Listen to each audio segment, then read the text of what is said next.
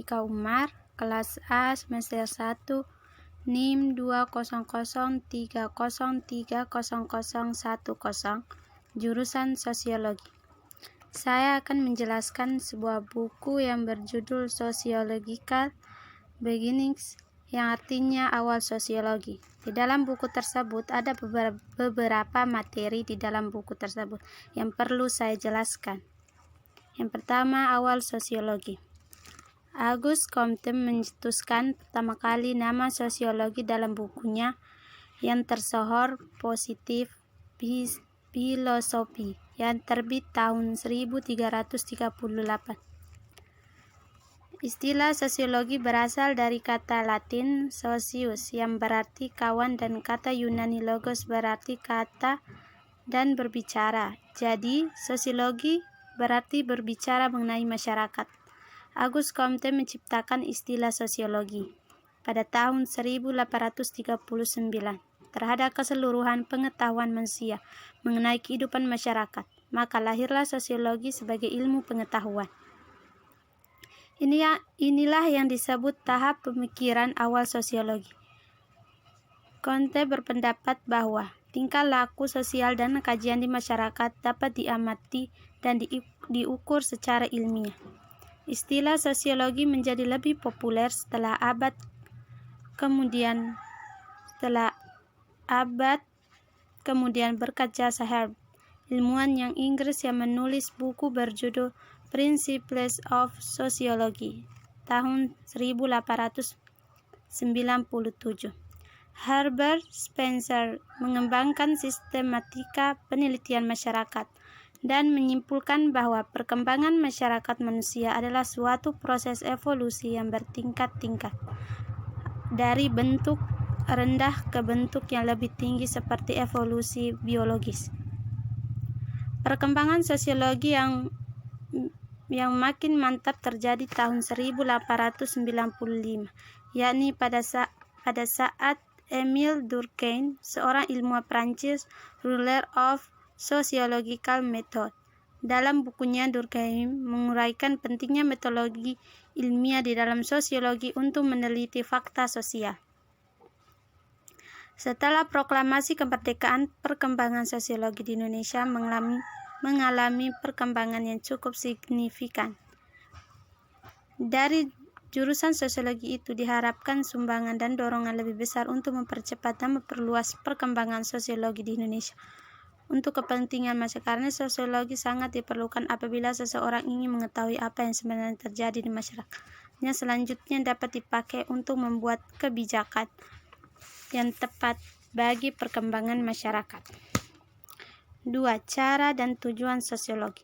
Dalam hal ini, cara dan tujuan ilmu sosiologi adalah untuk memperoleh pengetahuan yang mendalam tentang masyarakat. Selain itu, sosiologi juga bertujuan untuk meningkatkan pemahaman terhadap ciri-ciri dan sifat-sifat masyarakat, serta meningkatkan daya adaptasi diri dengan lingkungan hidupnya, terutama di lingkungan hidupnya sosial budaya.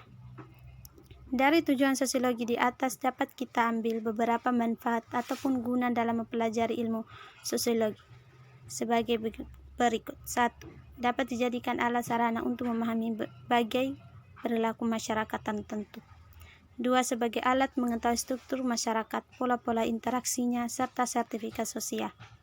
3. Hasil studi sosial terhadap kondisi masyarakat dapat sebagai dasar untuk menetapkan suatu kebijakan, baik dari pemerintahan, perusahaan, badan dunia, atau lainnya. Hasil tujuan sosiologi dapat dijadikan oleh pertimbangan untuk memecahkan masalah-masalah sosial. Data tentang masyarakat dapat membantu kegiatan pembangunan mulai dari perencanaan, pelaksanaan, sampai dengan evolusi hasil-hasilnya. 3. Sosiologi komparatif dan asosiasi. Sosiologi komparatif. Sosiologi komparatif melibatkan perbandingan antara negara bangsa atau lintas jenis masyarakat yang berbeda, misalnya kapitalitas dan sosialis. Pendekatan utama untuk sosiologi komparatif. Hal ini Ada beberapa mencari kesamaan di berbagai negara dan budaya, sedangkan yang lain mencari perbedaan. Misalnya kaum Meksik struktural telah mencoba menggunakan metode komparatif untuk menemukan proses umum yang mendasari tatanan sosial tampaknya berbeda dalam masyarakat. Bahaya dari pendekatan ini adalah bahwa konteks sosial yang berbeda yang diabaikan dalam pencarian struktur universal yang seharusnya. Seseorang sosiologi yang menggunakan metode komparatif untuk memahami varians adalah Max Weber. Studinya berusaha untuk menunjukkan bagaimana perbedaan antara budaya dan menjelaskan tatanan sosial yang telah muncul. Asosiasi adalah kelompok sosial yang memiliki tujuan yang telah ditentukan dalam ikatan tersebut. Dengan kata lain, arti asosiasi adalah kondisi bersama beberapa orang di lingkungan sosial mereka. Di masyarakat, kata asosiasi memang jarang diucapkan, namun penerapan dari asosiasi ini banyak sekali dijumpai, apalagi di lingkungan masyarakat yang menjemuk.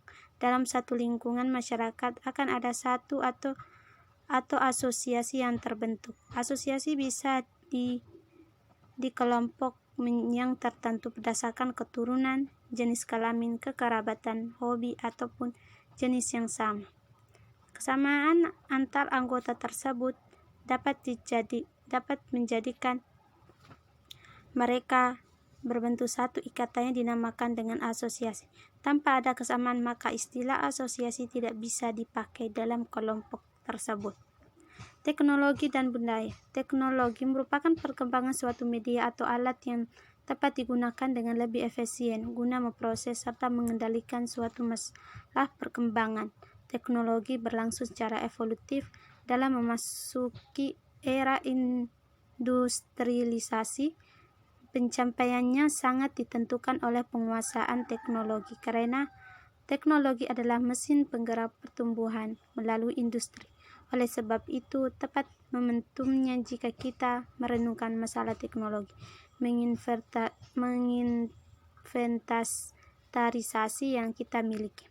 Budaya adalah suatu cara hidup yang berkembang dan dimiliki bersama oleh sebuah kelompok orang dan diwariskan dari generasi ke generasi.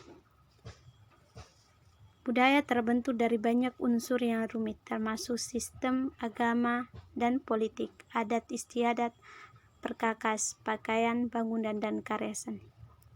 Hubungan teknologi dengan kebudayaan. Teknologi merupakan salah satu komponen kebudayaan. Teknologi menyangkut cara-cara atau teknik memproduksi, memakai, serta memelihara segala peralatan dan perlengkapan. Teknologi muncul dan cara-cara manusia mengorganisasikan masyarakat dalam cara-cara mengekspresikan rasa keindahan atau dalam memproduksi hasil-hasil kesenian. Penutup. Kesimpulan dari pembahasan makalah tersebut, maka dapat disimpulkan bahwa sejarah sosiologi di dalamnya terdapat budaya, politik, teknologi, kegunaan sosiologi dalam masyarakat untuk membangun dan penelitian dan peran sebagai sosiologi lingkungan masyarakat, antara lain sebagai riset, sebagai konsultan kebijakan, sebagai teknisi, dan sebagai guru atau pendidik. Disarankan para pembaca mencari referensi lain yang berkaitan dengan materi makalah ini agar mendapat pengetahuan lebih dari ini. Diharapkan para pembaca telah membaca makalah ini dapat mengaplikasikan di dalam kehidupan sehari-hari. Sekian dari saya, terima kasih.